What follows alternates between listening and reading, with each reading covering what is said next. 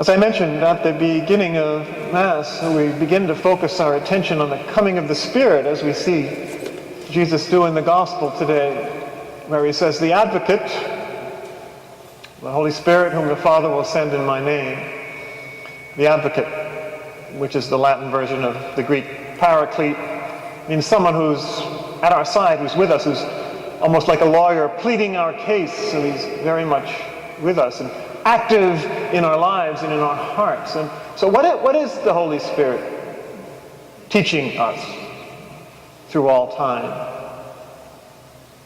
Well, we see it has, if you just look at the first reading, for example, we see an instance of it, and an instance of what Jesus himself says following that statement in the Gospel: "Peace is what I leave you, my peace." In other words, a lasting peace, a peace rooted in the very heart of God. So, as you may understand from that first reading, it was the first crisis in the early Christian community when the Gentiles began to come into the church. I mean, they were all Jews up to then, like Jesus and the apostles were all Jews, and they didn't know quite how to handle that. So they had the first council of the church, what we call today the Council of Jerusalem, in the year 49, and they debate, well, some of the, quotes, conservatives are saying that you need to keep the Mosaic law, all the rules of the Torah, even as you convert to this new way. And the council decides, as St. Paul makes clear in all his letters, no, you don't have to keep all the old rules. And that's something that's going to be pretty much applicable throughout history. No, you don't have to keep all the old rules if something new that the Holy Spirit teaches us is coming forth to give life. So what they say, and this is really interesting, they universalize it. We're spreading now to the whole world, to the Gentiles, and we just ask that you not,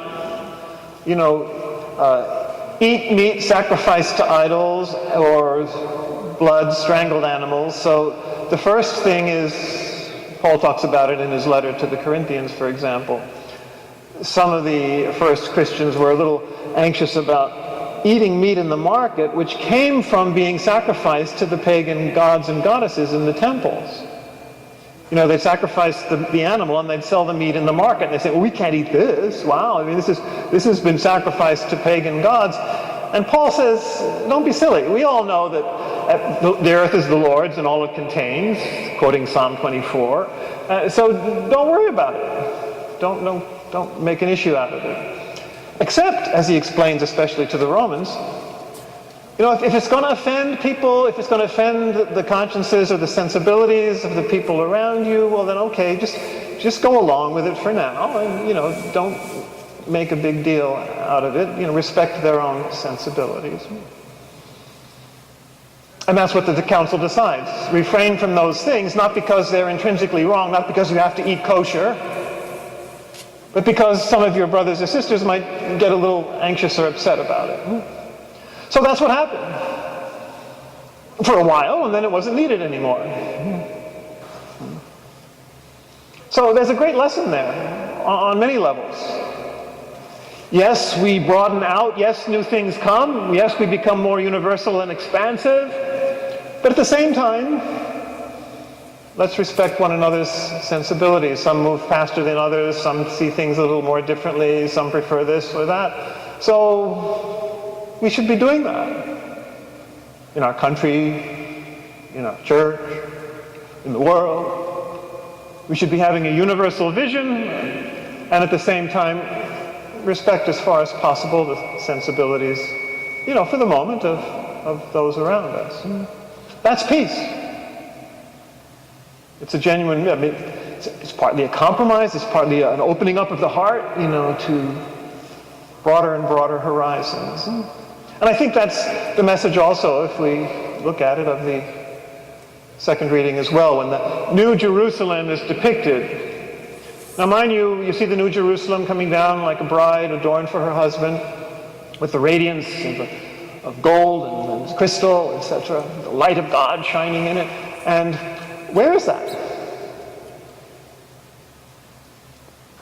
up on Alpha Centauri somewhere. No, it's here. Your own heart is the New Jerusalem. It's an interior reality. It's a state of consciousness. That's what heaven is. However, space and time fit into that. Well, it's beyond space and time. So that's why Jesus says in the gospel, whoever loves me will keep my word, and my Father will love him, and we will come to him or her and make our dwelling place, our abiding place with that person, which is the New Jerusalem. They live with us. God is our temple. God is our light. He lives in us and we live in him. That's the New Jerusalem. So everything that applies to the New Jerusalem in the reading applies or should apply to our own heart. And here again we have that universality.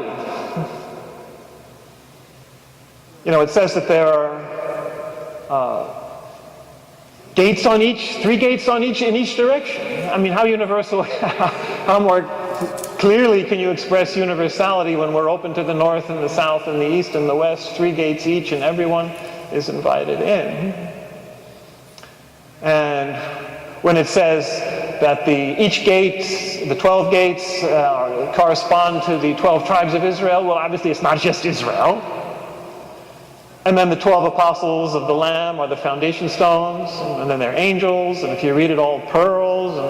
And so 12 apostles and 12 tribes of Israel, like the 24 elders, which appear elsewhere in the book of Revelation, a symbol for the universality of humankind. It's not just Jews, not just Gentiles, certainly not just Catholics, but everyone. Much just the same way that in the 7th chapter of the book of Revelation it says there are 144,000 standing before the throne from the 12 tribes of Israel. Well, clearly it's not just the 12 tribes of Israel, but it's a symbol for the universality. And 144,000 is not just, we better calculate are we going to be included in the 144,000. Again, 12 times 12 times 1,000. It's a symbol of perfection and universality. 4 times 3, 12,000. So once again, it's a symbol of everyone's included in the universal, in the New Jerusalem, and everyone is included in our own hearts. Precisely in their diversity, from east, west, south, north, or if you read the verses which are omitted, we have the beginning and end of a section here in the reading. Each of the foundation stones is a separate kind of gem, a jewel. Well, each people, each person really invited into the New Jerusalem is a jewel, a unique kind of jewel in all their diversity. And all the jewels together form this magnificent rainbow of God's diversity. And it wouldn't be complete without the many colors. So we are patient with each other's diversity, with different ways of shining in the world, different colors, and that's what forms the universality. That we're open to all and we can adapt to all. That's the peace that should exist in this world, and it's certainly the peace which will exist in the new world, the coming world. So let's allow that reality to take form in us. Let the Holy Spirit open our hearts and minds to the vastness of the cosmos, to the vastness of God's plan. Expand into new areas and to be able to live and adapt and welcome all sorts of people into God's kingdom. That's when the light, when all that light is shining, all those different lights are shining. That's the light of Christ in us, the light of God, the glory of God shining in God's temple, which we are. So allow the Lord to make his dwelling place in us, make it a worthy dwelling place, by expanding and opening our hearts and filling it with his peace, the divine peace, which knows how to embrace and welcome all people, which knows how to embrace and welcome all the parts of ourselves, and then all the parts of humanity all around us, of all time and all places.